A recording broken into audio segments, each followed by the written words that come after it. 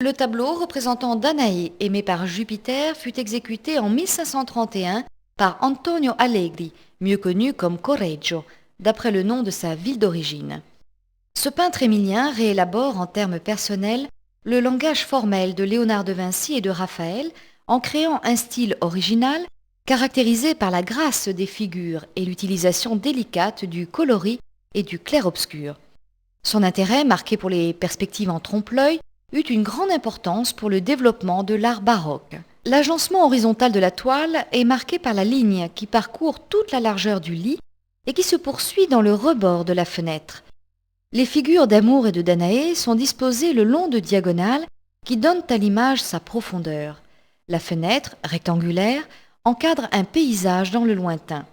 Une lumière diffuse entre par la fenêtre et caresse les corps minces et délicats dans la manière typique du Corrège. Les personnages sont représentés en mouvement, ce qui accentue le caractère narratif et animé de la scène. Le décor très élaboré de la scène est rendu plus fastueux par la présence d'un rideau qui s'ouvre comme dans un théâtre. Ce tableau, en même temps que d'autres œuvres, fut commandé au Corrège par le duc de Mantoue, Frédéric de Gonzague, pour les offrir à l'empereur Charles Quint à l'occasion de son sacre à Rome. Elle faisait partie d'une série consacrée aux amours de Jupiter, dont relèvent également les toiles du musée de Vienne se rapportant à Io et à Ganymède, et celles du musée de Berlin se rapportant à Léda.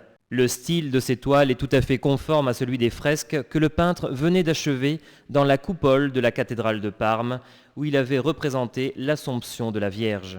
L'intérêt pour le thème de la métamorphose, c'est-à-dire de la transformation des éléments, était assez répandu dans la culture du XVIe siècle, et le philosophe du XVe siècle, Marsile Ficin, y avait largement contribué. Ce même sujet de Danaé fut représenté par Titien pour la famille Farnèse, dans la toile qui se trouve actuellement au musée de Capodimonte à Naples. Cette toile représente l'amour de Jupiter pour Danaé, fille du roi d'Argos Acrisios. La légende, racontée par Ovide dans les Métamorphoses, puis reprise par Boccaccio, raconte l'histoire de Jupiter qui, désirant posséder Danaé, enfermée dans une tour de bronze, se transforma en nuage et féconda la jeune femme par le truchement d'une pluie d'or. Corrège a représenté la jeune Danaé allongée sur un lit somptueux. Au-dessus d'elle, on voit le grand nuage dans lequel se cache Jupiter et les gouttes de pluie qui commencent à tomber. L'amour entre Jupiter et Danaé est symbolisé par l'image du dieu amour représentée au pied du lit. À droite, deux angelots préparent leurs flèches dont la blessure provoque l'amour.